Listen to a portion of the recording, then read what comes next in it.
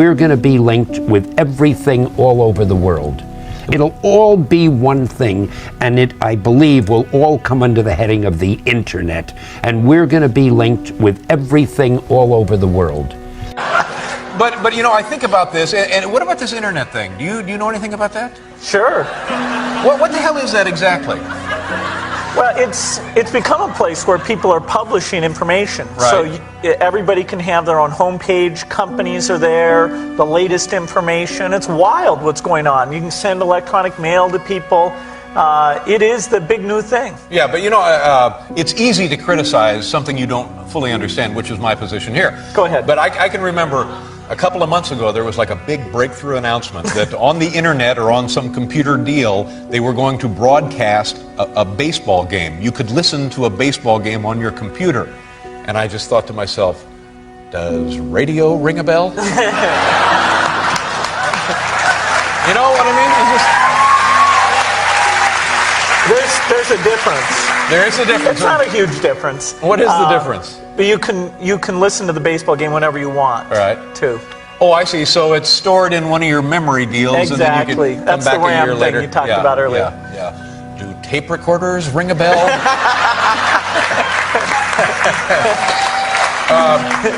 Yeah, I just don't know. What can you, just knowing me the little you know me now, what am I missing here? What do I need?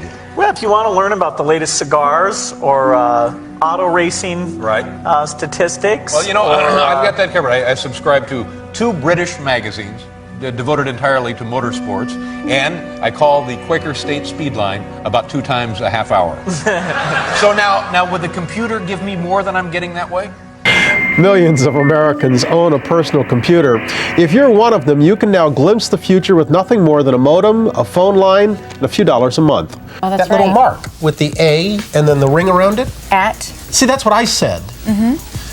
Katie said she thought it was about. Yeah. Oh. But I'd never heard it. Around. I'd never heard it said. I'd always seen the mark, but never heard it said. And then it sounded stupid when I said it. Violence at NBC. Just what is this main artery of the information superhighway? Every business, no matter how large, no matter how small, will be on the internet in the year 2000.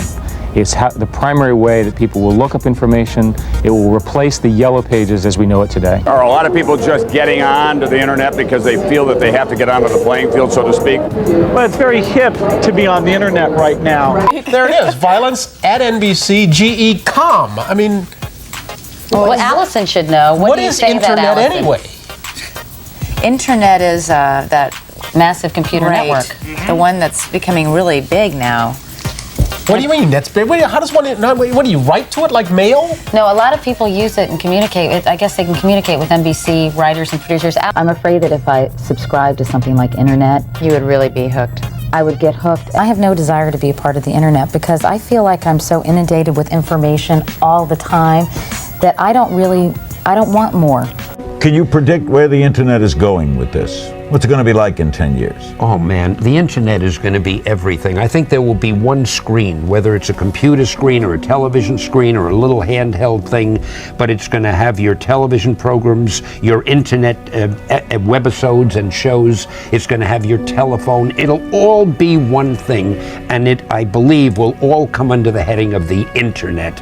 And we're going to be linked with everything all over the world. We're on the verge of the most exciting era in communications that you can imagine. You feel sorry that... Other economic news tonight, there is a new victim of the falling fortunes of the new economy. Pets.com is closing down. The demise of Pets.com is one of the first needles to punch a hole in the internet bubble. I mean, basically, you had a new attitude towards business. People were investing in companies that showed promise, that didn't necessarily show revenues.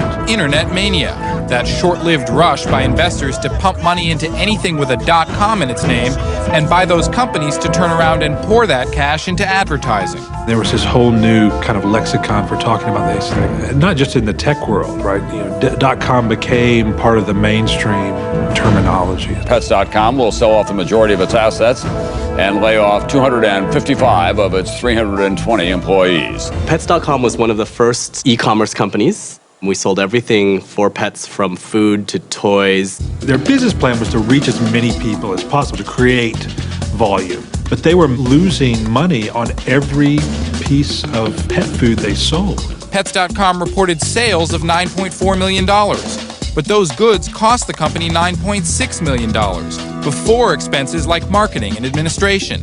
It wasn't about the revenue. What it was about was perception. And they, perhaps more than any other company, had a hold on perception, exemplified by this sock puppet mascot. The dot-com bubble started around 1997, peaked in 2000, and ultimately burst by 2002. As the name suggests, the bubble revolved around speculative investments in internet companies. Simply put, investors were so excited about the progress of the internet that they invested in pretty much any tech company with a pulse. They stopped caring about whether or not a company was profitable, or at least could eventually become profitable. Common sense became a rarity. From 1997 to March 2000, prices went up about 5 times, only to go down 5 times and return to their pre-boom levels from 2000 to 2002. A drop which was also exacerbated by the terrorist attacks of September 11, 2001. Only 1 out of 2 internet companies survived, with businesses such as Pets.com going from a market capitalization of over $300 million to zero within just 268 days. There are, however, also success stories such as Amazon, which went from around $100 during the bubble peak all the way down to $7 after it burst, but then climbed back up to over $600 per share, such as Amazon, which went from around $100 during the bubble peak all the way down to $7 after it burst, but then climbed back up to over $600 per share. AOL Time Warner mega merger yesterday has put the word broadband in the news. Well, what is broadband? AOL offers internet access and an archive of its own mostly online print information. Time Warner features video, CNN, movies, TV, and the like, and a nationwide cable system. Broadband is the marriage of those technologies. Internet on steroids. That's not a TV show. It's broadband internet access. Here we're downloading a 15 megabyte file in less than a minute that would take several hours to download on a regular dial-up connection. Excite at Home connects a box to your computer and uses AT&T's cable TV system to offer the World Wide Web at 100 times dial-up speed, plus its own content. Everywhere we can throughout, we're embellishing with video, graphics, animation. High speed means you can access the internet's audio and video files as if it were an on-demand TV. For instance, instead of waiting for the news to come on at 6 o'clock and seeing the headlines in the order the anchors tell you, you can click on that, a pop-up comes up, and then you can read a little bit about the information. Debating for the 3rd time in 5 days. So this takes the newscast, breaks it up into easy digestible segments, so you get not just the things that you're interested in, but when and how you want it. So instead of, I want my MTV, it's, I want my MTV when I want it, how I want it, where I want it, and what device I want it in the house. In theory, every internet website could offer TV quality video to the world. With broadband, we're all broadcasters. But nothing's going to stop the fact that anyone, for very little money, can get on the web and put content up there that anybody in the world can see.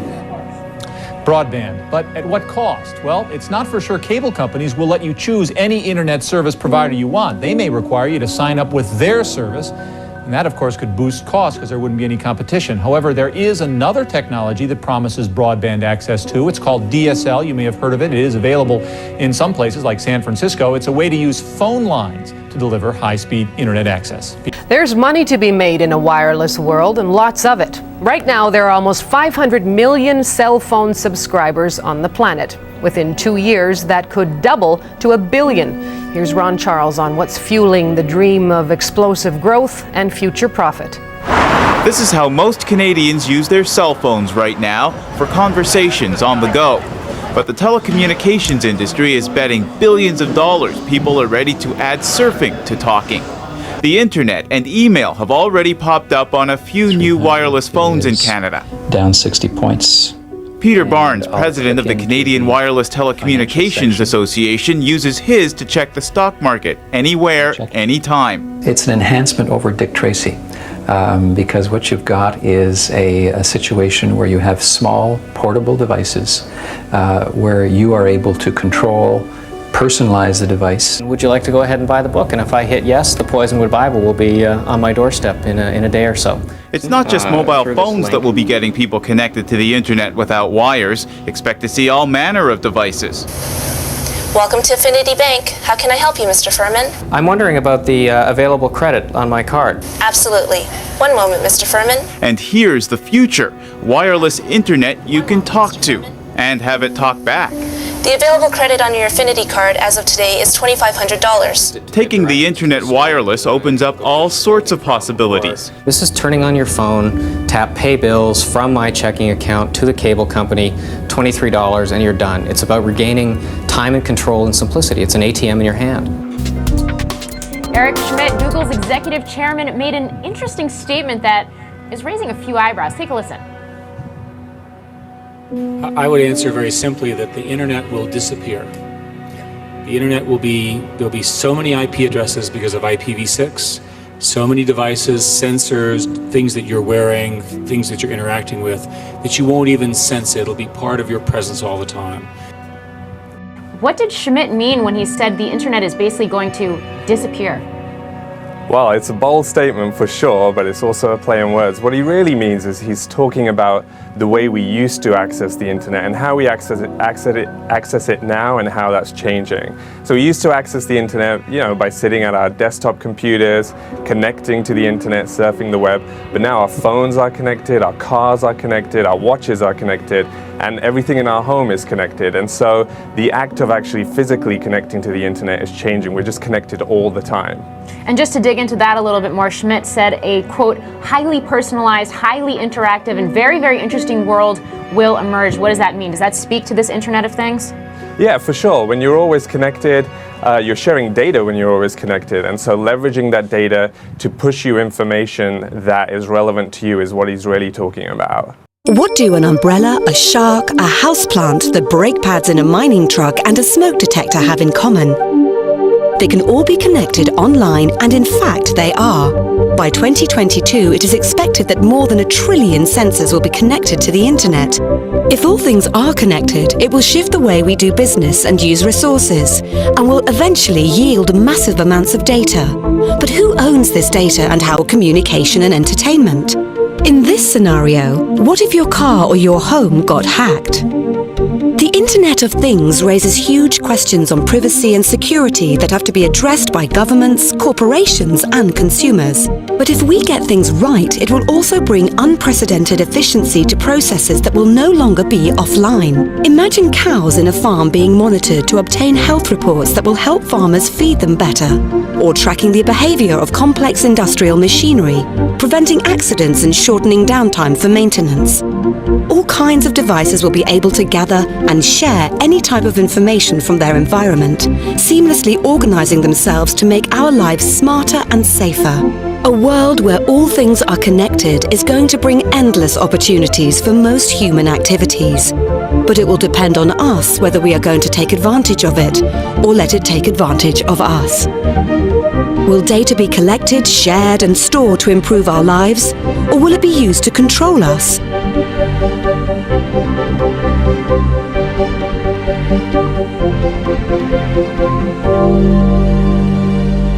Artificial intelligence, but not only artificial intelligence, but also the metaverse, new space technologies, and I could go on and on, synthetic biology. Our life in 10 years from now will be completely different, very much affected, and who masters those technologies in some way will be the master of the world.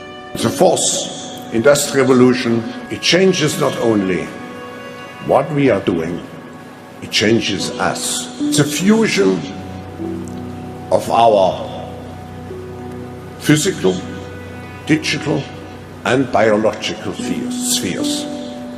It's an integration of those spheres. Just think of sensors planted into our brains. Smart government, smart cities. What we will see is that everything will be integrated into an ecosystem driven by big data. And what the World Economic Forum is doing is to promote this public-private cooperation to master the fourth industrial revolution.